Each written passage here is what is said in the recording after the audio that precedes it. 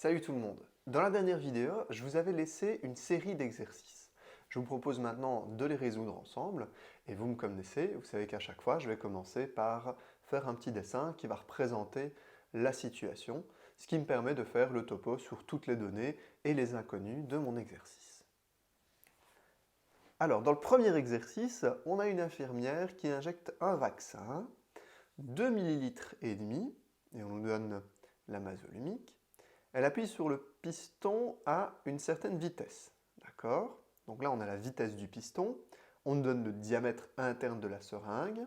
Okay, c'est intéressant. Et le diamètre interne de l'aiguille. Donc on a des informations sur l'entrée, quelque part, de notre canalisation qui serait la seringue. Et cette canalisation, elle va se réduire lorsque le liquide devra passer par l'aiguille.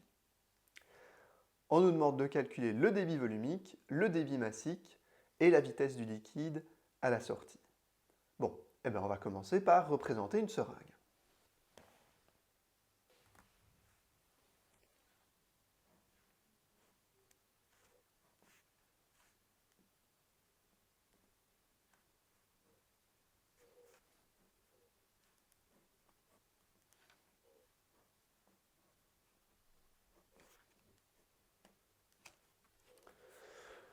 Voilà, j'ai représenté ma seringue et on me donne des informations sur deux parties différentes de la seringue. D'un côté, l'intérieur de la seringue en elle-même, et puis de l'autre côté, le diamètre interne de l'aiguille. Donc je vais appeler ces deux côtés A et B, et je vais faire comme ça pour à peu près tous mes exercices par la suite. La première information qu'on me donne, ce sont les diamètres.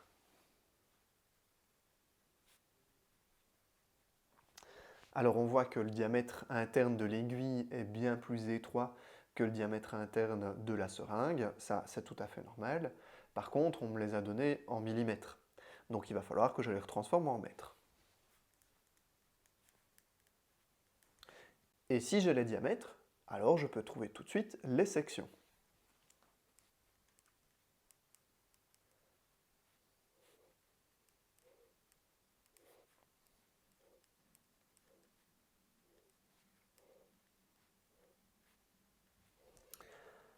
Une autre information qui m'est donnée, c'est la vitesse à laquelle le piston est enfoncé. Alors le liquide qui est présent dans la seringue, il va se déplacer à la même vitesse que le piston. Par contre, le liquide qui va se déplacer dans l'aiguille, lui, va se déplacer beaucoup plus vite. Donc on me dit que le piston se déplace à une vitesse de 1 cm par seconde. Alors évidemment, je ne peux pas le laisser comme ça, il faut que je le transforme en mètres par seconde. 0,01 mètres par seconde. Bien. Alors quels sont mes inconnus? On me demande le débit volumique, on me demande aussi le débit massique, et enfin la vitesse du liquide à la sortie de l'aiguille, autrement dit la vitesse en B. Alors on va faire les choses dans l'ordre, et on va commencer par le débit volumique. Alors il faut bien se rendre compte que le débit volumique, il est identique en A et en B, via le théorème de conservation du débit.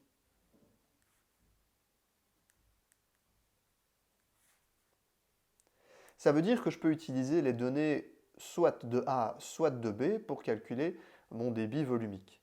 Alors, le débit volumique, c'est section fois vitesse. Pour le moment, je connais toutes les informations sur A, donc je vais me baser là-dessus.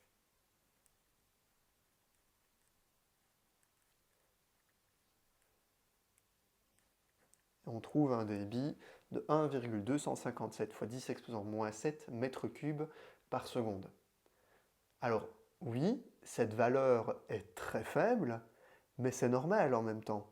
Ici, on est en train d'utiliser une toute petite seringue de 2 ml et demi, et on appuie dessus à une vitesse qui est quand même pas hyper rapide. Donc il ne faut pas s'attendre à avoir plusieurs mètres cubes par seconde qui vont sortir de cette seringue.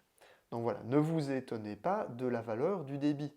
Évidemment, si je vous parle d'une rivière, alors là, on ne va pas parler du même type, du même ordre de grandeur.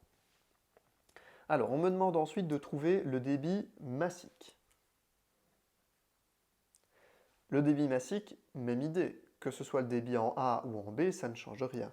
Donc je vais faire par rapport à ce que je connais, et je vais faire le débit massique en A, qui est égal au débit volumique en A, multiplié par la masse volumique du liquide. Et la masse volumique, on me la donne dans l'énoncé, et on me dit que c'est 1050 kg par mètre cube.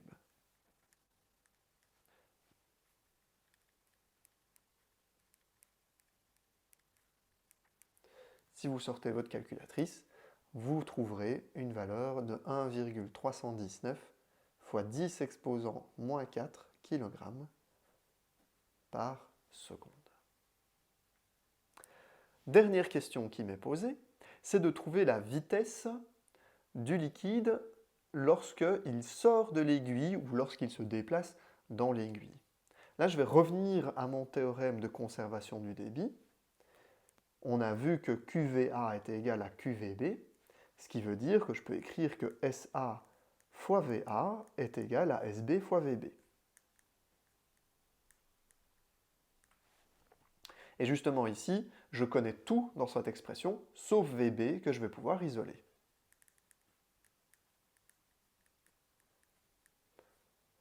Si on fait le calcul, on obtient 1,778 mètres par seconde. Et donc on voit bien que la vitesse du liquide en sortie de la seringue est bien plus importante que la vitesse du liquide à l'intérieur de la seringue. J'imagine que vous avez tous un jour utilisé ce truc pour asperger dans le visage votre petit frère ou votre petite sœur. Vous connaissez déjà le principe. Deuxième exercice. Ici, on nous parle d'un barrage, on nous donne le débit et on nous donne l'ouverture du barrage par laquelle l'eau va pouvoir s'échapper. Et là, on nous donne le rayon. Donc, on va pouvoir calculer la section de ça. Et on me demande de calculer la vitesse de l'eau s'échappant par cette ouverture. Bon, ben on va commencer par représenter un barrage.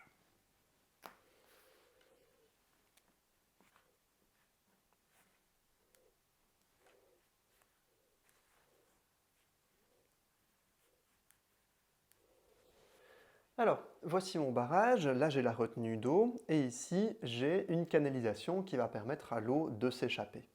L'information qu'on me donne sur cette canalisation, c'est son rayon. On me dit que le rayon est de 30 cm. Autrement dit, 0,3 m.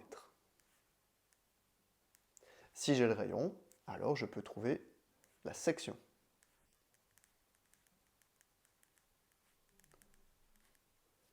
On me donne en plus le débit. Et il s'agit d'un débit volumique vu qu'il est exprimé en mètres cubes par seconde. Et la question c'est à quelle vitesse le liquide est expulsé à ce niveau-ci. Bon, bah pour ça, on se souvient que le débit, c'est section fois vitesse, et donc on va pouvoir isoler la vitesse.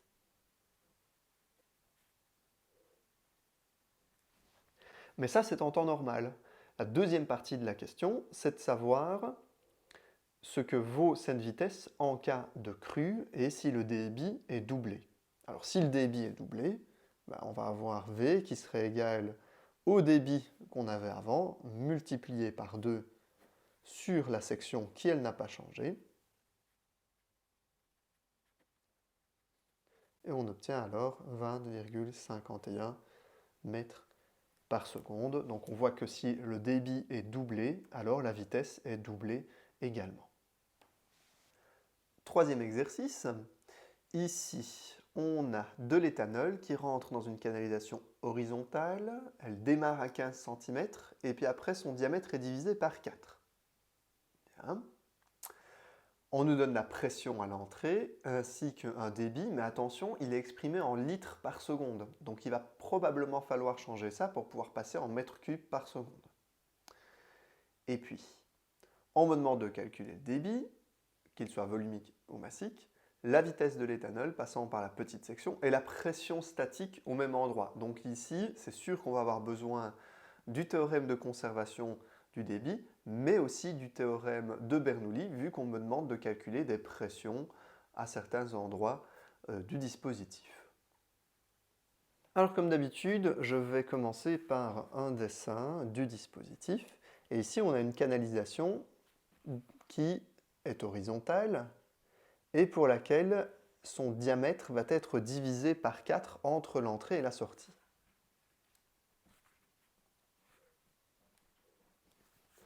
Alors, ça veut dire qu'on a une première section à l'entrée,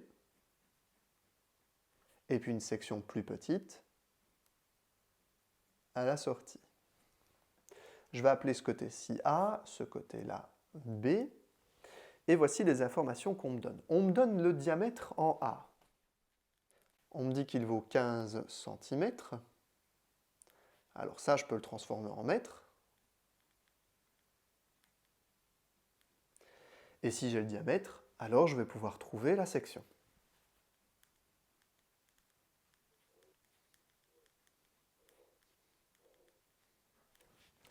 Et l'information qu'on me donne, c'est que le diamètre en B, c'est le diamètre en A divisé par 4.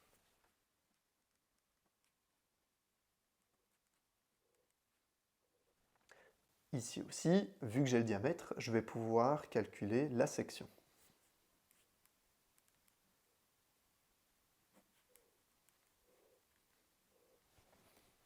On me donne en plus le débit de la canalisation, et on me dit que QV est égal à 1 litre par seconde. Mais je ne peux pas laisser ça comme ça, il va falloir que je transforme ça en mètres cubes par seconde.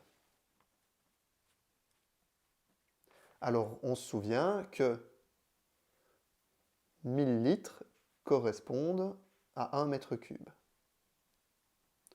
Donc 1 litre correspond à 1 millième de mètre cube, donc 0,001 mètre cube. Et donc on a un débit de 0,001 mètre cube par seconde. Alors, le but du jeu ici, c'est de trouver la pression statique en B. Ça veut dire que je dois utiliser Bernoulli, et je vais tout de suite l'exprimer.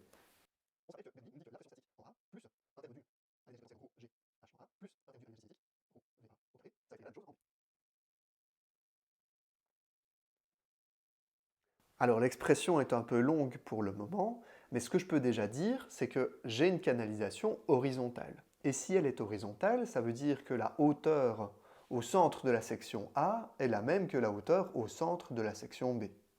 Autrement dit, ce terme-ci et ce terme-ci sont égaux et je vais pouvoir les supprimer de part et d'autre.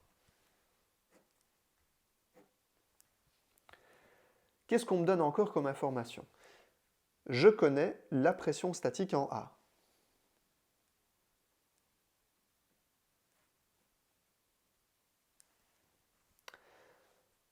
Je connais également la masse volumique. On me dit que c'est 0,786 kg par litre. Oui, mais moi je ne peux pas la laisser en kg par litre. Il faut que je sois en kg par mètre cube. Or, un mètre cube, c'est 1000 fois plus grand qu'un litre. Donc en mètre cube, ça va faire 786 kg par mètre cube. La vitesse en A, je ne la connais pas encore, donc il va falloir que je la calcule. La pression en B, c'est la grande inconnue de cet exercice. Ici, on a le même liquide et donc la même masse volumique.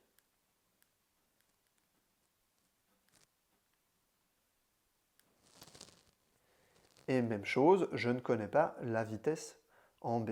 Donc ça veut dire que si je me base uniquement sur Bernoulli, il me reste encore trop d'inconnus. Je ne connais pas VA, je ne connais pas VB. Donc il va falloir que je les détermine avant de pouvoir continuer ma recherche de la pression en B. On se souvient que le débit volumique, c'est égal à la section fois la vitesse. Et donc par conséquent, je peux isoler la vitesse, et c'est égal au débit volumique divisé par la section. Eh bien on va faire ça pour A et pour B. Il se trouve que on connaît la valeur du débit, et c'est le même en A et en B, le débit ne varie pas, et il vaut 0,001 mètres cubes par seconde. Par contre, ce qui va changer, c'est la section qui n'est pas la même en A et en B.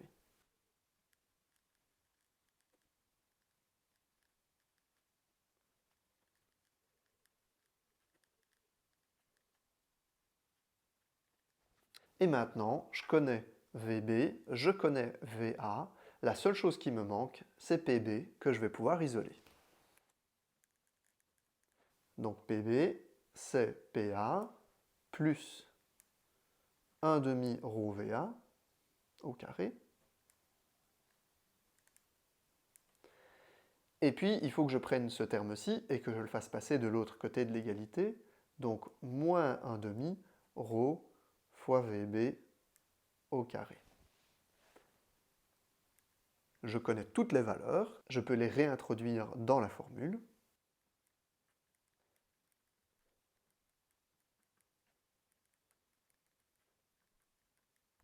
Et si on effectue le calcul, on obtient alors 102 179 pascal.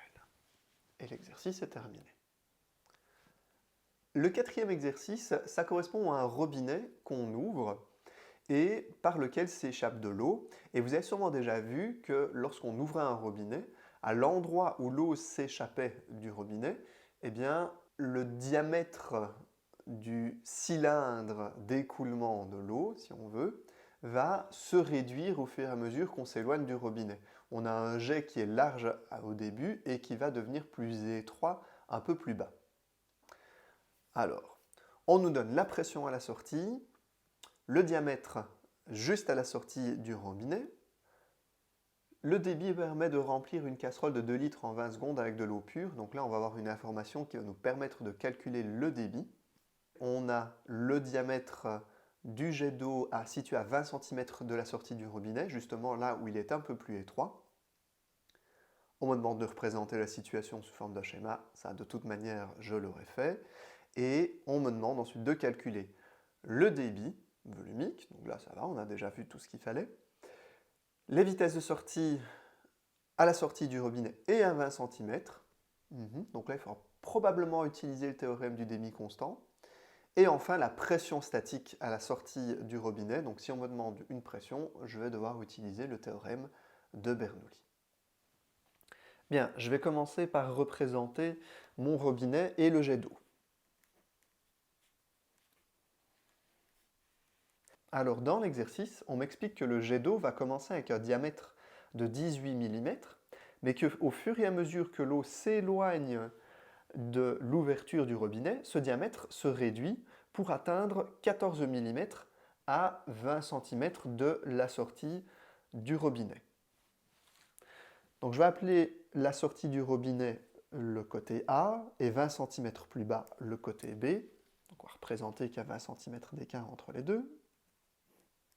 20 cm, soit 0,2 m. Les informations qu'on me donne, c'est tout d'abord la pression à la sortie du robinet, la pression en A. On nous dit que ça vaut 105 000 pascal. Et puis on me donne le diamètre du jet d'eau à cet endroit-là. Le diamètre en A vaut 18 mm, ce qui équivaut à 0,018 mètres. Et puis, en B, on a un autre diamètre, il est plus faible, dB égale 14 mm, soit 0,014 mètres. Qu'est-ce qu'on cherche dans cet exercice? On nous demande de trouver le débit volumique. On nous demande de trouver la vitesse du liquide à la sortie du robinet, autrement dit la vitesse en A, et la vitesse du liquide en B, soit 20 cm plus bas. Et puis on me demande enfin la pression statique en B. Donc déjà c'est sûr qu'ici je vais avoir besoin du théorème de Bernoulli. Mais dans un premier temps, je vais essayer de calculer les débits. Et justement, on me donne une information supplémentaire pour le débit. On me dit qu'avec ce débit-là, je peux remplir une casserole qui a une capacité de 2 litres en 20 secondes. Alors il faut revenir vraiment à la définition du débit. Qu'est-ce que c'est un débit? Du moins un débit volumique. C'est un certain volume qui a réussi à s'échapper du robinet en un certain temps, delta T. Or, on nous dit que le volume, ici, c'est 2 litres, une casserole de 2 litres qu'on arrive à remplir en 20 secondes. Alors attention, je ne peux pas laisser mon volume en litres ici, il va falloir que je le transforme en mètres cubes. On se souvient qu'un mètre cube, c'est 1000 litres, et donc un litre, c'est un millième de mètre cube.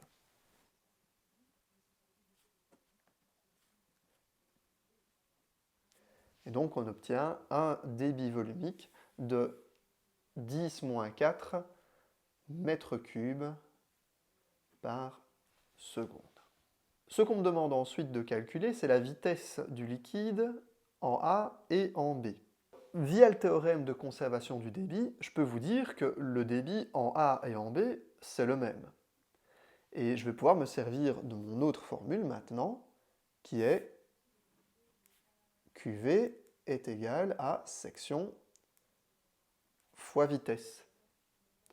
Donc je peux tirer la vitesse en A, ce sera le débit volumique divisé par la section en A,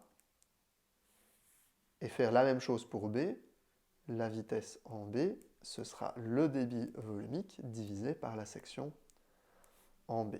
Donc ça veut dire que j'ai besoin de calculer mes sections maintenant. Et justement, on me donne de quoi le faire, puisque j'ai le diamètre en A et le diamètre en B.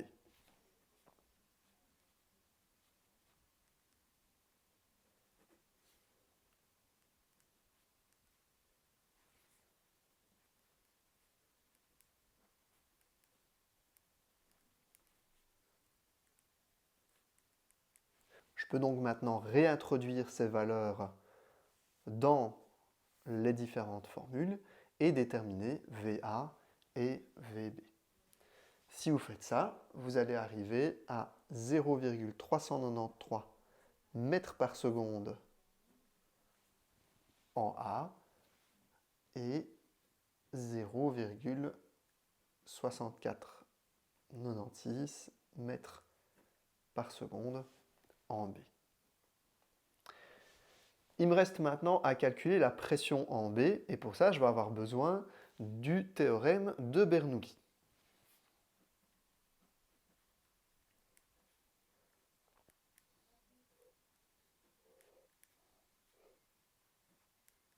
Mon inconnu, c'est la pression statique en B. Qu'est-ce que je connais déjà? Je connais ma pression statique en A, 105 000 pascal. Rho, ici, il s'agit d'eau pure, donc je vais pouvoir considérer que ça vaut 1000 kg par mètre cube. Et là, on me parle de hauteur, H1 et HB. Alors, la hauteur, c'est quelque chose de relatif. Ça dépend de où vous placez votre mètre. Alors, ce qu'on peut dire ici, par exemple, c'est que B est à 0 cm, 0 mètre d'altitude, et par conséquent, A est à 0,2 mètre d'altitude. Si je fais ça, HA vaut 0,2 mètres et HB vaut 0. Et si HB vaut 0, alors ce terme entier va pouvoir disparaître. Si on regarde la suite de mon expression, on voit que maintenant on connaît absolument toutes les valeurs nécessaires, donc il ne me reste plus qu'à isoler la pression en B.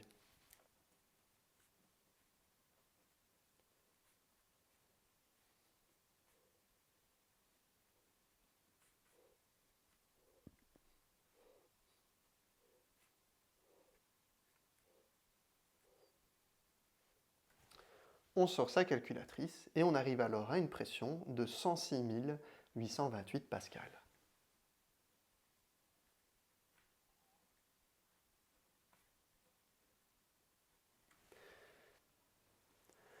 Voilà qui conclut cette série d'exercices. J'espère que cette résolution vidéo vous aura aidé à bien comprendre la matière, mais si jamais vous aviez encore des questions, vous pouvez me contacter via les commentaires ou sur le groupe Messenger de votre classe.